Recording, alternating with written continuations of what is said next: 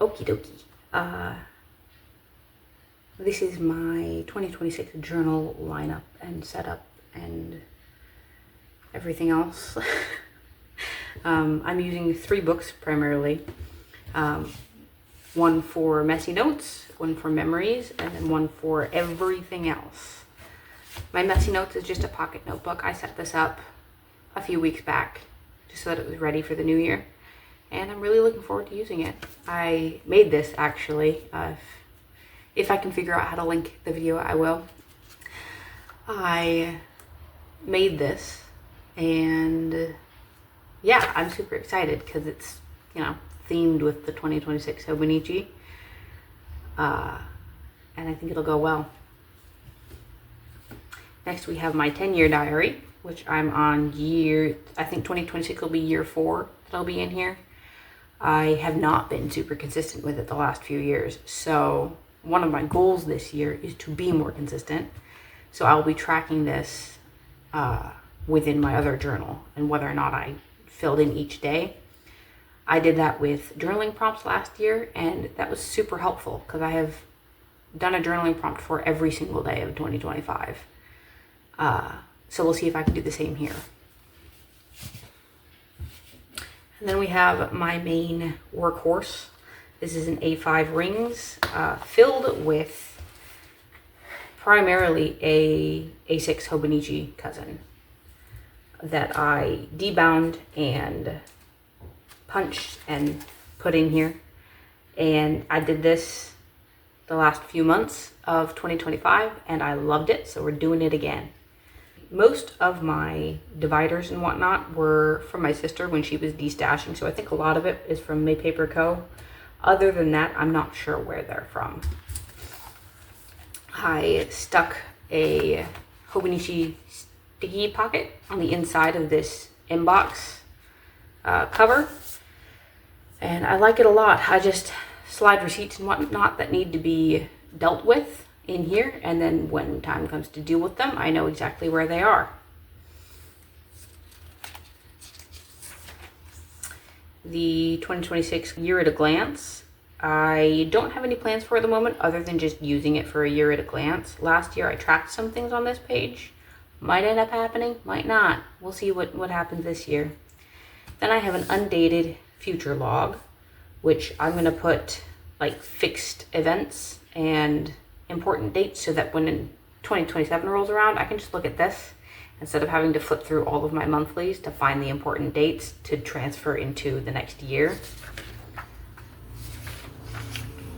My words to remember page, normally in Hobonichi this is in the back, but I've moved it to the front because I'm going to use this as a picture per month type deal and just paste them in there, and I think I'm really going to like that, and being able to see how me and my family have changed over the year.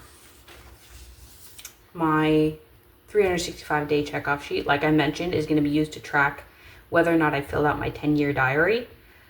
I have high hopes for this. I think it'll work really well. I have a call log because I have a lot of family that lives far away, so I like to write down the last time I called them so that it doesn't go too long without calling certain family members. I have a health tracker. The way I have this set up is tracking several things, and then I have a notes section.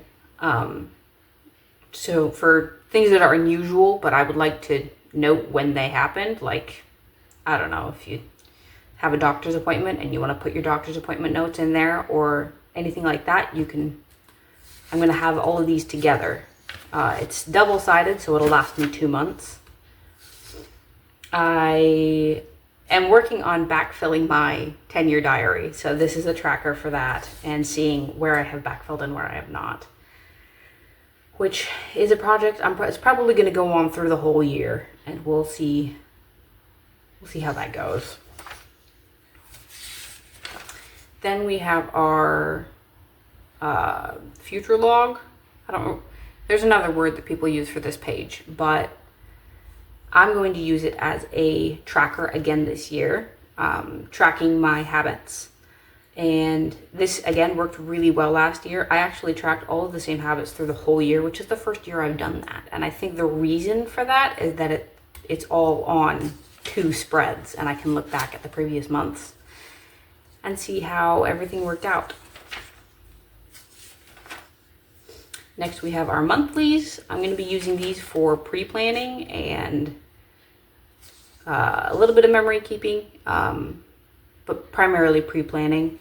All of my planning is analog. I have nothing digital, so this page gets pretty messy. I've already started putting in a few things, but I figured I would stop and give you guys a flip through before I get too much sensitive information on my pages. I actually skipped the weeklies for the moment. I haven't been using them lately, so I'm sure at some point in the year I'll need them again, but at this exact moment I am leaning very heavily on daily planning and then just my pre-planning in the monthlies.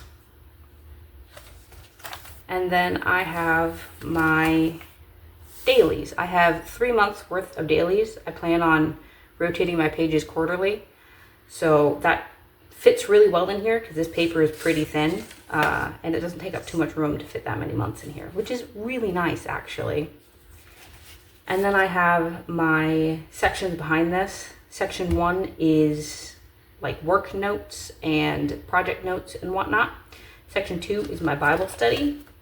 Section 3 is for prayer, which I actually will show you a little bit of this. I can't show you most of the pages because I have sensitive information on them, but one thing I'm doing is I have a month on one page here so that I can write down date sensitive prayer requests and whatnot, which I did again this last couple months, and I really liked that.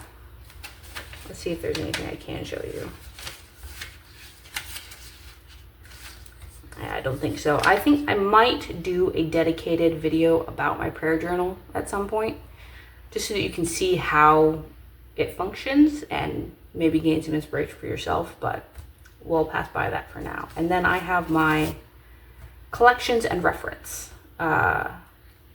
So the way this works is I have my tabs here, and it's very simple. I just organize information into the alphabetical number that it goes under. I would like to update these tabs at some point, but for the moment this is working just fine. And then in the back I have some spare note pages that I've printed out and have ready here, and a page lifter from Made Paper Co. I've really been enjoying using this system. This A5 size works really well for me. Like, when I look at it objectively, there's no denying that.